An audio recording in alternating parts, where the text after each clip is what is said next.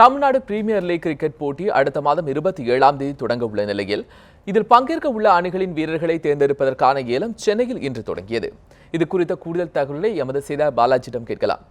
பாலாஜி வணக்கம். Tamil Nadu premier league cricket போட்டிக்கான ஏலத்தில் இடம்பெற்றுள்ள முக்கிய வீரர்கள் யார் யாரெல்லாம், என்னென்ன தொகைக்கு இவர்கள் ஏலம் எடுக்கப்பட்டிருக்காங்க? Gopal, Tamil Nadu premier league cricket போட்டிகளுக்கான வீரர்கள் ஏலம் எடுக்கும் முறை தற்போது அடையாறில் உள்ள நட்சத்திர ஹோட்டலில் நடைபெற்று வருகிறது. குறிப்பிட்டு சொல்லக்கூடிய வீரர்கள் சொன்னீங்கன்னா அஸ்வின், முரளி கார்த்திக், தினேஷ் கார்த்திக் இவர்கள்லாம் முக்கிய வீரர்களாக, அதில் பத்ரிநாத் இவங்கெல்லாம் இந்த போட்டியில் இந்த ஏலம் முறையில் வீரர்களாக இருக்கிறாங்க. மொத்தம் 8 அணிகள் இந்த போட்டியில் கலந்துக்குது. தமிழ்நாட்டை பொறுத்த வரைக்கும் சென்னை, கோயம்புத்தூர், நெல்லை, மதுரை, தூத்துக்குடி, காரைக்கால் ஆகிய மாவட்டங்கள் இந்த 8 அணிகள் இதில் இருக்கிறாங்க.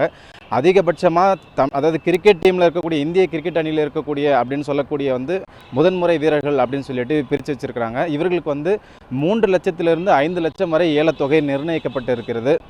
அதே மாதிரி மற்ற கிளப்பு முறையில் இருக்கக்கூடிய வீரர்களுக்கு 1.5 லட்சத்திலிருந்து 2.5 லட்சம் வரைக்கும் அமௌண்ட் இதில் நிர்ணயிக்கப்பட்டு இருக்கிறாங்க. தற்பொழுது இந்த ஏல முறை நடைபெற்று வருகிறது. கோபால், திண்டுக்கல் அணி அஸ்வினை எடுத்திருக்கிறாங்க.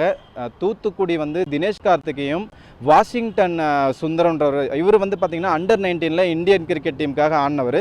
இவர் தூத்துக்குடி டீம் எடுத்திருக்கிறாங்க. கோவை முரளி விஜயை எடுத்திருக்கிறாங்க.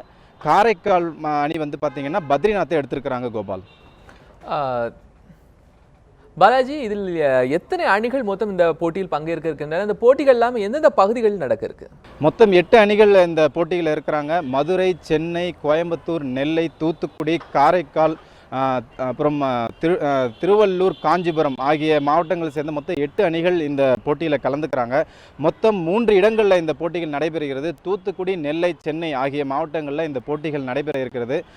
வரக்கூடிய ஆகஸ்ட் 27ஆம் தேதியிலிருந்து செப்டம்பர் 18ஆம் தேதி வரைக்கும் இந்த போட்டிகள் நடைபெற இருக்கிறது. வெற்றி பெறக்கூடிய முதல் அணிக்கு 1 கோடி ரூபாய் பரிசு தொகையாகவும், இரண்டாவது வெற்றி பெறக்கூடிய அணிக்கு 60 லட்சம் ரூபாய் பரிசு தொகையாகவும், 3 மற்றும் 4ஆம் இடம் பிடிக்கக்கூடிய அணிகளுக்கு 40 லட்சம் ரூபாய் வரை பரிசு தொகை கொடுக்கப்படுது. கோபால்,